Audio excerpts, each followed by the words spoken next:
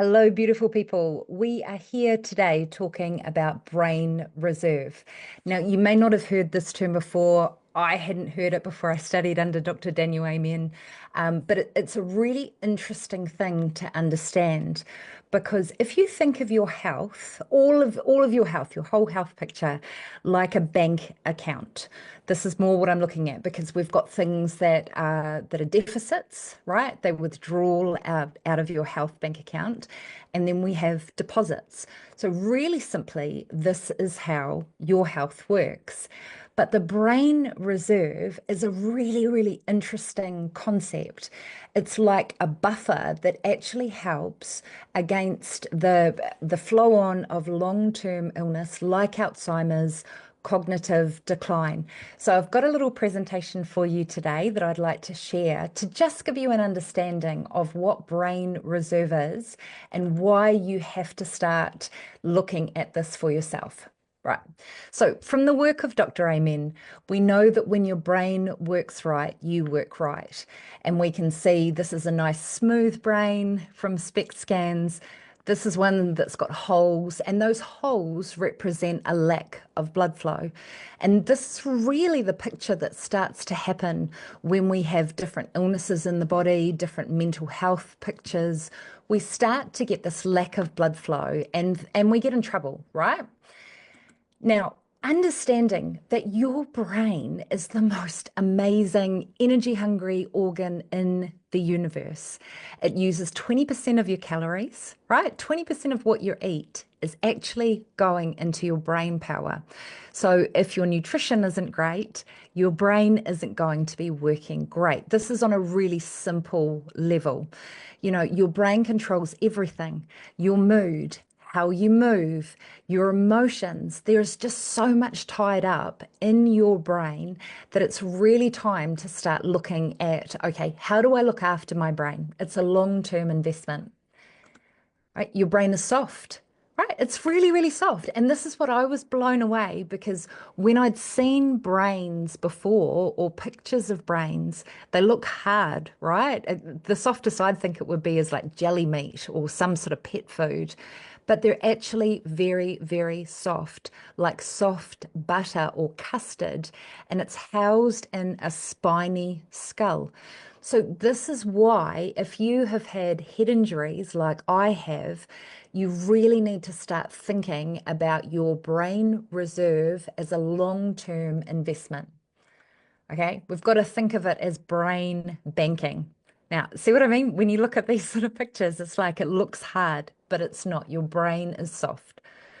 So let's look at what the reserve is. And if you look at the reserve bank, not that I know much about financial matters, if you know, then please type in the comments. You can enlighten me. The reserve bank is like a buffer, right? Where money is stored. That's my understanding of it. Okay. And this is what your brain reserve is like. So it refers to the brain's ability to withstand damage and maintain cognitive function despite your age, despite damage, or despite disease. And what they have seen in people, Dr. Amen talks about this, in people who have had really bad injuries, if their brain reserve is better, they tend to heal faster. Their cognitive function or their thinking function can come back online a lot quicker if you have this brain reserve in place. And it's a buffer, right? It's the reserve bank. It's a buffer that helps protect the brain against the effects of aging, Alzheimer's, and other damage. So, thinking of this, right? Just like your bank account, the more savings you have in there, the more reserve, slower cognitive decline, right? You are less likely to have these longer cognitive impairments, or if you have an accident, you're likely to bounce back a little bit earlier. And why this is really important, if you're a person like me who you've had repetitive brain injuries, you may have played contact sports. I used to box. You know, for people that have been in those environments where they've had a lot of head injuries, you really need to start looking at your brain reserve. Or even if, like I did as well, you partied a lot. I definitely partied a lot in my 20s, and you've drunk a lot of alcohol, or you're drinking a lot of alcohol at the moment. I know you may not want to hear this. It is actually a toxin for the brain. And again, it sets us up for this long-term cognitive, our performance will drop. Okay. So that's just one of the things. So let's look at what depletes it.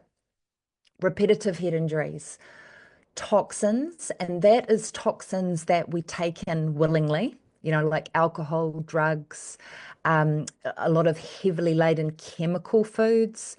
Now, this is really, really important, people, because high blood sugars, right, is an indicator for developing Alzheimer's, right, because it affects the brain.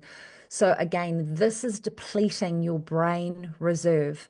If you start to think about type 2 diabetes as a brain issue, not a weight issue. Stop focusing on losing your weight. Focus on healing your brain. This is why you need to cut that sugar. A lack of sleep is another one. Being sedentary, so not moving on a daily basis. As a previous gym instructor, we used to do the 3 to 4 times, 3 to 4 times a week. You want to hit the gym, do it every day. If you want to help your brain reserve, you want to be getting oxygen and blood flow into your brain. And it doesn't matter what you do, right? You don't need to be running marathons, squatting or benching, really heavy weights. Just move. Even gardening has been shown to be really beneficial for long-term brain health. Okay, and then let's have a look at what helps it. So, brain growing. Now, what this means, brain growing, is you actually want to be challenging your brain to learn new things. They've found people that have higher levels of education have less cognitive decline. And it's not because they're smarter. These people, as you learn, you're actually stimulating the neurons in your brain. So puzzles, crosswords, learning a new hobby, learning any kind of new skill. You don't have to go off and enroll in a university degree, right? It's learning new things actually helps brain reserve. We've talked about exercise. Now, a healthy diet that is low sugar or low glycemic index, but especially adding in omega-3, which is from fish, okay? And fish oils have been shown to be one of the best supplements for brain health. And then socializing, right? Getting out amongst the humans actually helps your brain reserve. And we have to think of it like it's stimulation for the brain. If you're staying home all the time, like I did during my concussion, right, you're not getting a lot of stimulation. So we actually need that socializing with other humans to help our brain reserve. And then sleep and stress management, which we all need more of. Okay. So this is a little idea that I came up with this morning about setting up brain tax. Okay. So in New Zealand, we have the IRD, the Inland Revenue Department, and I know in the USA you've got the IRS. So the whole idea of tax, whether it works out or not, is that we're paying tax for long-term investment of services. It's paying for our roads, it's paying for our libraries. All of the government organizations are reliant on tax, and we all pay it, all right? So what I want you to think about, my friends, is setting up right now, today, and however you do it, is set up some brain tax for yourself. So let's look at the acronym. I, get informed, right? I is for get informed. Get informed about what helps your brain and what hurts your brain. And then get curious and go, okay, well, I'm doing these habits, or maybe I can move more, or maybe my sleep isn't great. And it's not a matter of doing it all at once. You may pick one area of your life that you think, okay, I'm going to get informed about how do I sleep better. And then the second one is the R, which is for responsibility, right? The responsibility is yours. This was a major healing catalyst for me going through my concussion because when I took self-responsibility for my healing, I actually started to heal. So it's your responsibility to get better. If you want to, right? You might be happy where you are, and that's absolutely great. But if you're not happy and you feel that your health could be better, it's your responsibility. And then the second one is D for New Zealand and S for the United States, right? IRD or IRS. D stands for do the work or start the work.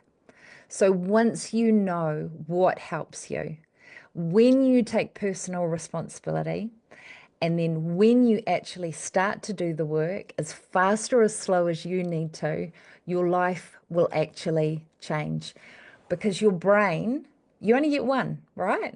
And your brain controls everything. So the more you can start to understand that, you understand that brain health is mental health, right? Brain health is also part of your motivation, how you relate with other people, how your body feels even, right? Because pain, again, it's interpreted in the brain. So when you focus on brain health, it is like depositing into your bank account, and then you take some tax off the top for your brain reserve. So have a great day and keep shining.